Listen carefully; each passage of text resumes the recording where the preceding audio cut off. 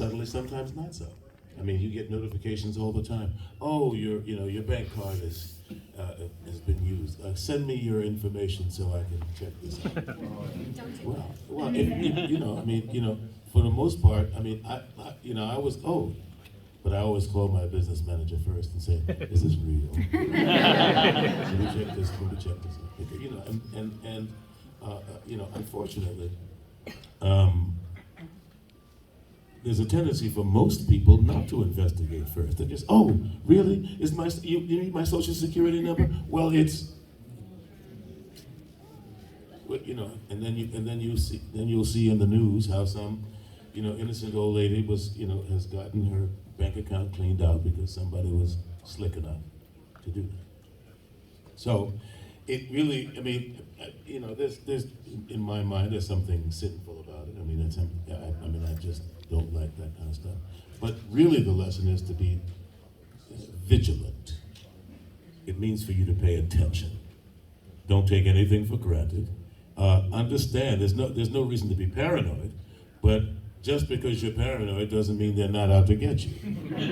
So you gotta be vigilant. Look after yourself. I mean, everybody's not like you. Yes. Mr. Keith, you have such an amazing body of work. Is there any character, any instance that you would like to go back and redo and visit again? Goliath.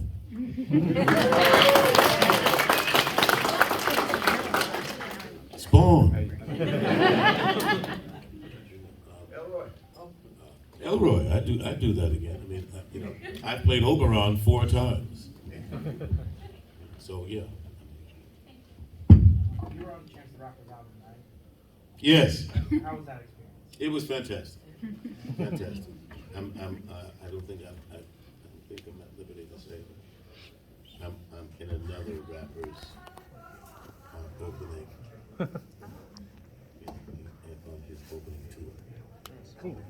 That's good. Yes. Huge fan. I'm just curious. You're not that big. I'm sorry, I'm very nervous. How do you prepare for the different characters? You make each one so distinct, but yet so much you. How do you get into it and manage to give us such a varied body of work? Well, I appreciate that. But that's what we do. That's why we're actors. We are also storytellers. I try to find the humanity in each of my characters. I mean, they're people. So I want you to feel and experience, well, that's my neighbor. Oh, that's my uncle. My brother is like that. My dad is like that. So that's the common thread of humanity that we all share. It doesn't matter what your ethnicity is. You go to the bathroom just like everybody else. And if I cut you, your blood is going to bleed red. So we have many commonalities, many linking threads that make us the same. Now, what distincts us is where you grow up, how you grow up, your particular philosophy of life. So I try to find that person's philosophy of life. What you believe is how you're going to play it. Fundamentally, what you grow up believing, or what what was taught and nurtured in your household, or not. Because once you become 5 or 6 years old, most of your influence is outside of your house, because you're going to school, and then you have the society at large that is influencing your philosophy. Now, how you grasp that, how attractive that is, whether or not your parents know anything about it at all, how much you let them into it, and so you bounce it back and forth. Because unfortunately, sometimes what happens in our lives is all you have is your own, noggin to bounce things around in, and there are times and philosophies where the mind is a terrible place to occupy. and especially if you're not well read and you don't have anybody's input except your own and that other voice that you're listening to, that sometimes you need not pay attention to or need not act out. So I hope that answered your question. All right, we have a few minutes left. Yes. Hi, I love your voice. I'm a teacher, so what is the title of the book? You were talking about that. If you come to my table later on, I will tell you the time. I believe it's called An American Story by Clavel. Yeah, it's by a man named Clavel. Clavell.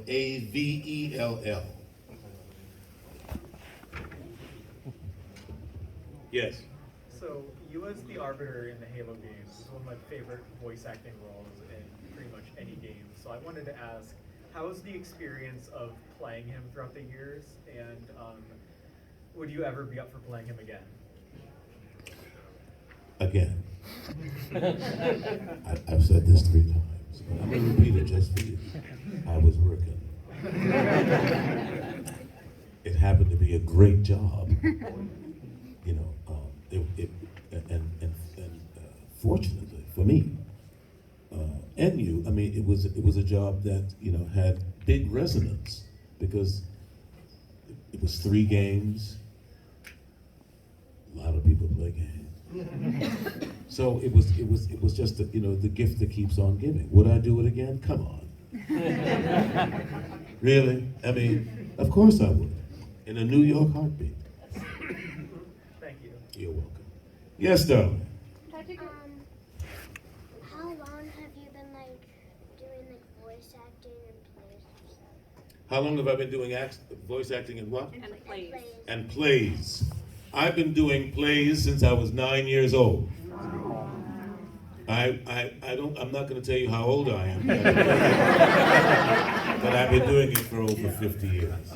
I've been professional for 42 years. Wow.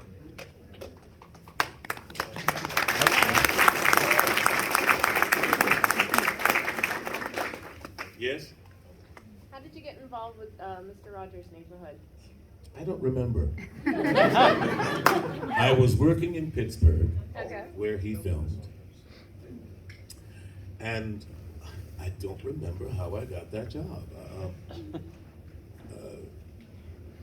I guess somebody asked me if I wanted to. They were looking for, I played Keith David from the neighborhood of Southwood. I remember that much. And I was the, they didn't have video games at that time. I was the repairman for the pinball machine. And so I came and collected the coins and I explained how that's done and blah, blah, blah. And that's how I got started. And then ultimately I played a few other characters. It was a wonderful, wonderful time. Mr. Rogers was a great man. Great man. Yes, sir. So you've been in a lot of stuff. What is a universe or a franchise or something that you've never been in before that's like a dream universe to be in, or a dream role? Maybe one that you have already been in. I mean, you know, of course, I'd love to be in one of those, Marvel Universe things. I want to play like I didn't have to be an evil professor. Somebody to who creates something that has to be ongoing for a while. That would be my dream. Yes, sir. Do you miss Final Space or the Cape? Because I do. Say it again. Do you miss the Cape? Do I miss the Cape? Or Final Space? Because I do. Well, I do too. Yes, I do. Very much. I mean, unfortunately, one of the things that happens in business, I'm going to answer this in a couple ways. Viola Davis was a wonderful actor. She we were talking to a group of students, and she said something that I'm going to repeat now because it bears repeating. There is no great mystery why everybody and his brother wants to be an actor. Most of the time, all you see is the glitz and the glory, the parties, the dress up. You know, you see the final product. You see the movie or the play, and that's when all the work is done. But can you hang in there to do the work? Everybody wants to be a star, but nobody wants to do the work that it takes to be a star. And the question is, you know, everybody, you know, we know why everybody wants to be an actor, but why do you want to stay an actor? Because it's difficult. You know, I mean, people always talk about the rejection. I mean, that's not. That's not foremost in my mind, but it is part of it. You're not going to get every job you audition for. People are going to tell you no. People are going to say you suck. You're no good. Well, I can't. That's just your opinion. I can't run my life based on your negativity. You know, and I would suggest that no matter what business that you're in, that you don't take that as law, because you never know what somebody else's agenda is. And most of the time, it has nothing to do with you. You know, they had a bad day, so they're taking it out on you. They had a bad dream. You know, they just got fired or whatever. Woke up this morning with a pole up there behind a mile wide. You know, and don't have the forethought. Just pull it out. You do not have to walk around like that. Misery is a choice. You know, in case you didn't know that. And sometimes, because this is the way life is, sometimes you can wake up miserable as you don't have to stay that way. It's just a thought. Let it go. You know. So I hope that answers your question. We have time for one more. Yeah. So you're very well known for playing the role of Spawn. Can you talk about your process and working with Todd McFarlane and finding that character, and how much of yourself were you able to inject into what was already a pre-existing character?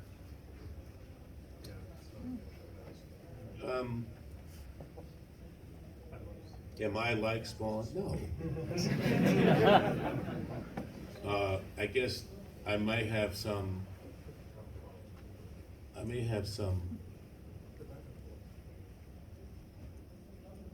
Whatever you're saying seems to be more interesting than what I'm saying. I guess I have some, things that I share with Al Simmons.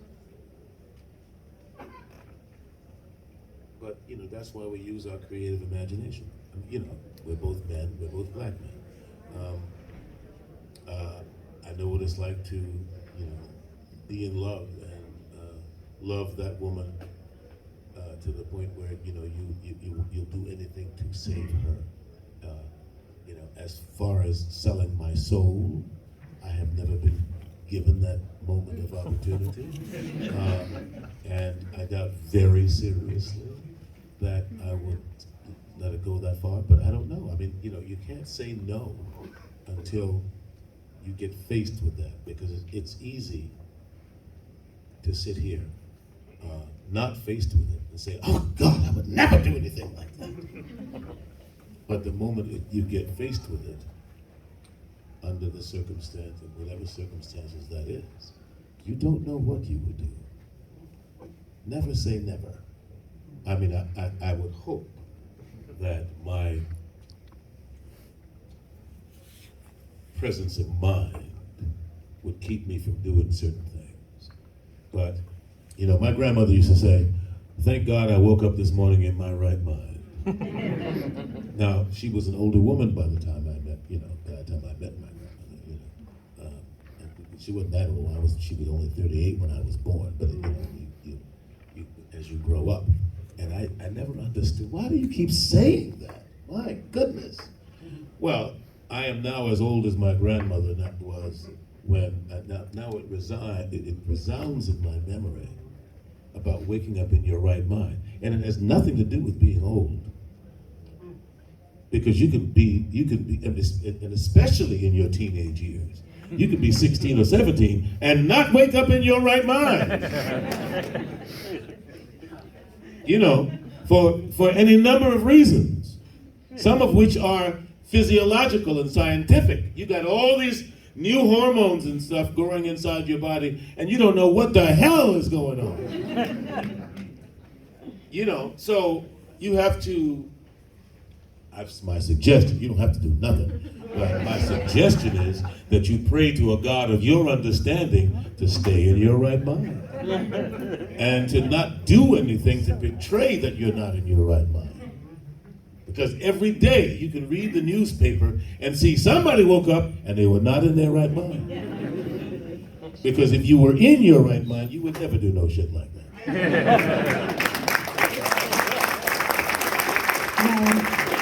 We are unfortunately at time. In the words of Nat King Cole, this has been unforgettable. Oh, jalapeno. Thank you so much. Any final thoughts before we wrap it up? No, I mean, keep coming back, folks. And keep those cards. You know, what I will say is, you say that you'd like to see this come back or that come back. Nowadays we have the internet, and find the source, go to the person who you know is responsible, write to the network, and say, listen, we loved that, and we wanted to come back. One word, one voice is worth 10,000 votes. And so they will pay attention. There's more than one television show that has gone off the air and has come back because somebody said, we want to see that. So, be the difference you want to see in the world. Keith David, everybody.